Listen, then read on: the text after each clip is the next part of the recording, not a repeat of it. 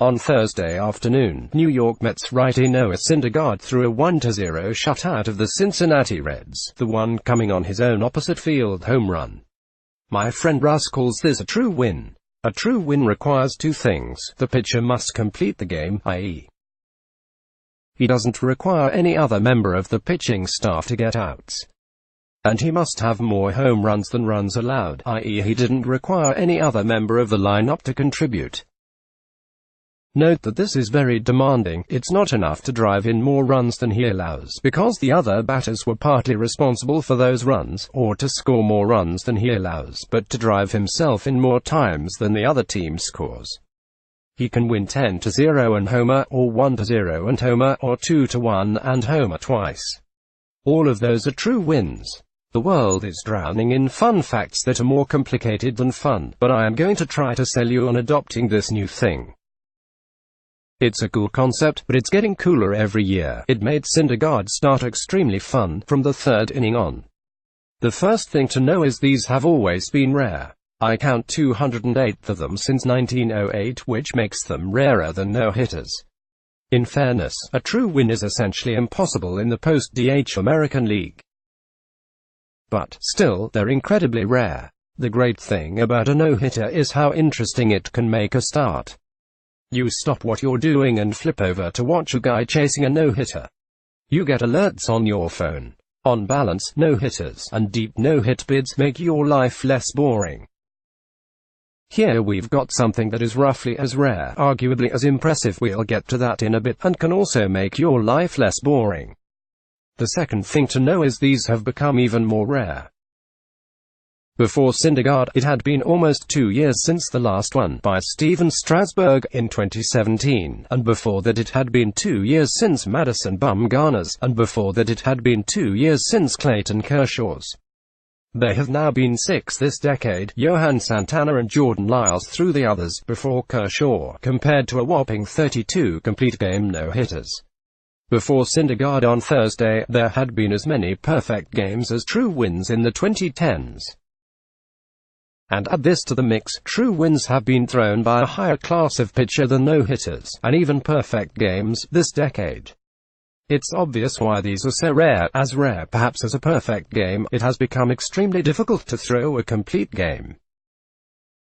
Syndergaard was able to do it because he was dominant, only 5 base runners allowed, and pitch efficient 71% strikes, and because he got 2 double plays to save him further labor. He threw 104 pitches, a season high, if you can believe it, and was allowed to bat for himself in the bottom of the 8th, with just that 1-run lead, thanks in part to the situation he was hitting in, nobody on, 1 out, and perhaps in part to the fact that he is a good hitter.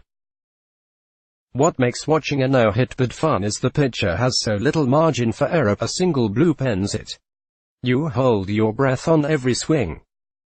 But in the modern era, rooting for a complete game can be just as nail-biting if you really care about it, since a long at-bat, a 3-2 pitch called a ball instead of a strike, or a double play ball booted by the shortstop, can all force a pitcher's pitch count too high. A no-hitter is lost when a ball lands. A complete game is lost gradually, dread-inducingly, across many innings.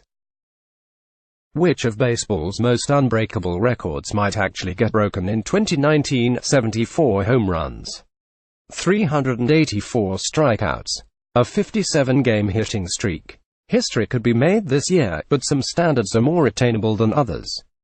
Sam Miller. There were only 19 complete game shutouts last year, a number that figures to keep going down. Syndergaard threw the third across the majors so far this year. The starting pitcher, meanwhile, hit a home run in only 19 games last year.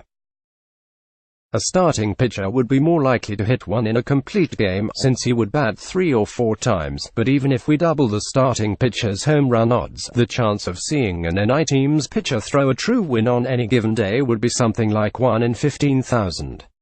We should expect a couple, maybe a few, each decade, for now. But the game keeps changing.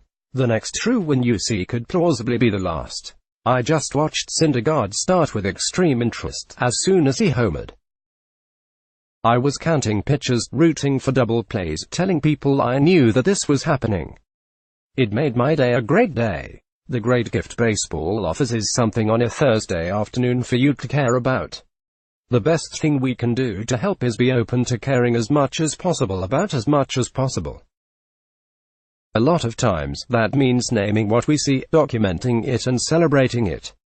What's a good argument against using this thing? Well, there's a small flaw in the premise. The premise is that the pitcher did it all, didn't need his teammates at all, not for a single run or a single out. But, of course, Syndergaard didn't strike out 27 batters. He needed his defense. It wasn't true if true means he could have pulled it off with you and me and 5 of our unathletic friends playing behind him. So I propose not renaming it, but co-naming it. Syndergaard threw a Bob Gibson. Nobody in history threw more Bob Gibsons than Bob Gibson. He threw 6, 4 of them against the Chicago Cubs alone.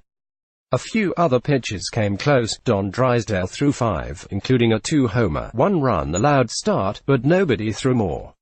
And unless they dramatically change the rules, or unless the Angels let Shohei Ohtani bat when he pitches, and maybe not even then, nobody is ever going to. You can call it a true win, or you can call it a Bob Gibson. Noah Syndergaard threw a Bob Gibson. Say it aloud to commemorate what Syndergaard did. Tell your friends about it to commemorate what Gibson did. Thanks to Russ and his friends, the East Meadow crew, for inventing this.